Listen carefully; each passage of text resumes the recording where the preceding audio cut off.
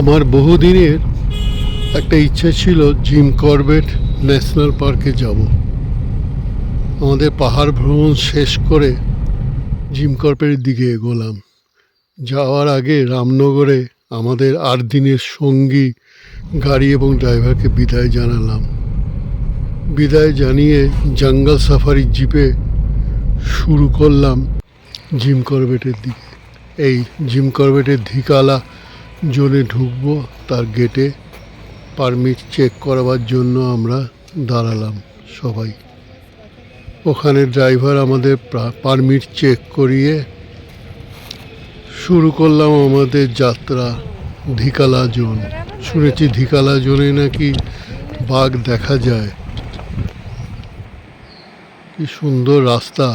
এই রামগঙ্গা নদীর তীর ধরে আমরা বিকেলের সাফারি শুরু করলাম। বিকেলের সাফারি শুরু হয় এখানে বেলা 1:30 থেকে।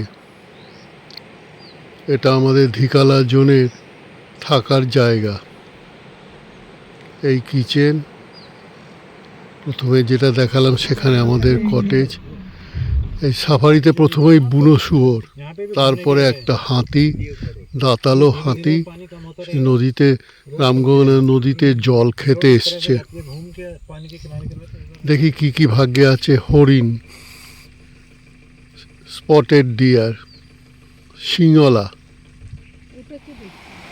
সেখান থেকে এই নদীর তীরে এলাম যদি কোনো কুমির বা কিছু দেখা যায়। না, তাও ভাগ্যে জুটলো না।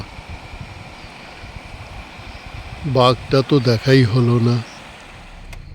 ফেরবার পথে একটা হরিণকে আবার দেখলাম, সিংহলা হরিণ। কি সুন্দর! উনি ফটোশ্যুট করার জন্য দাঁড়িয়ে আছেন।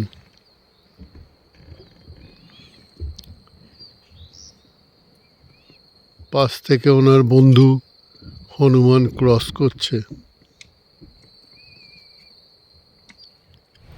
এবার সন্ধে হয়ে এলো, ফিরে যাচ্ছি কটেজে। আজকে হলো না, দেখি কাল সকালে আবার দেখা যায় কিনা।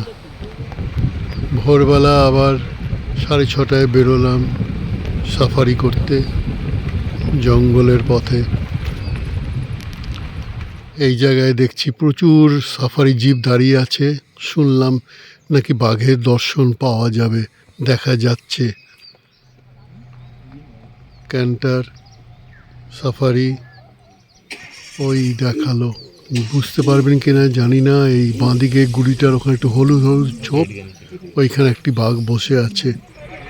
তারপর আমরা এই অন্য দিক দিয়ে দেখলাম যে বাঘটি শুয়ে আছে।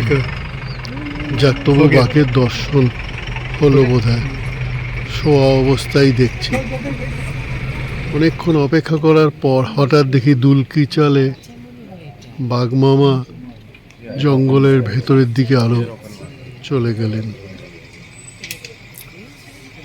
যাক, জিম করবেট ঘোরাটা সার্থক। আজ এখানে, কালকে যাব আমরা বিজরানি জোনে।